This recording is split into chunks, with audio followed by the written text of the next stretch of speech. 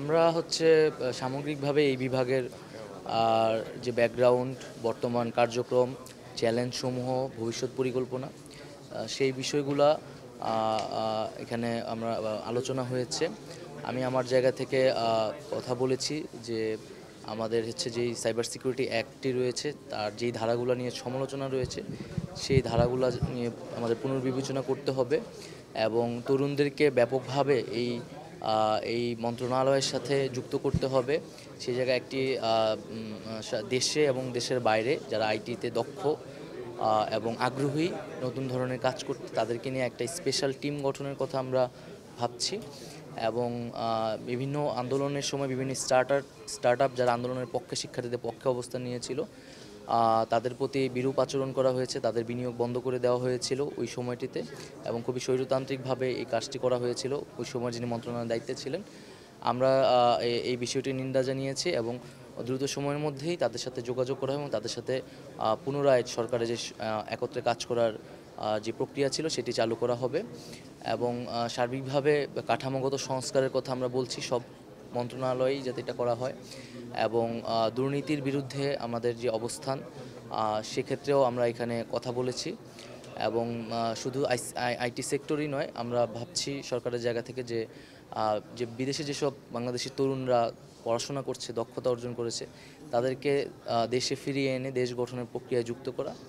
এই বিষয়গুলো নিয়ে আসলে সামগ্রিকভাবে আলোচনা হয়েছে। প্রকল্পগুলোর তৈরির একটা পিছে বড় ইনসেনটিভ থাকে আসলে দুর্নীতি। তো এই জায়গাগুলো অবশ্যই রোধ করতে হবে এবং যতটুকু আমাদের প্রয়োজন, যতটুকু আমাদের ক্যাপাসিটি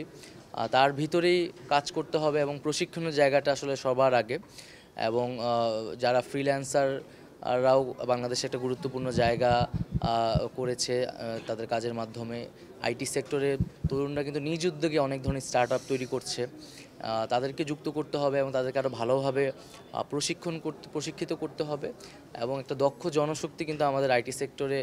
খুবই গুরুত্বপূর্ণ এবং এই জনশক্তির উপরেই কিন্তু নির্ভর করবে ভবিষ্যৎ বাংলাদেশ। তো এই সেক্টরে অবশ্যই সেই ধরনের কোনো ধরনের দুর্নীতি এবং বা অবহেলার আসলে সুযোগ নেই, যেটি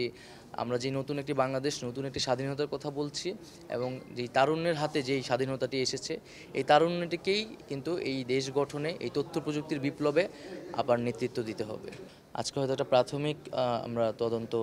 রিপোর্ট, যেহেতু 24 ঘন্টার সময় দিয়েছি, এটার উপর নির্ভর করে হয়তো পুনরায় তো যদি তদন্ত করা লাগে বিস্তারিতভাবে সেটি করা হবে এবং অবশ্যই এই প্রক্রিয়ায় সরকারের লোক,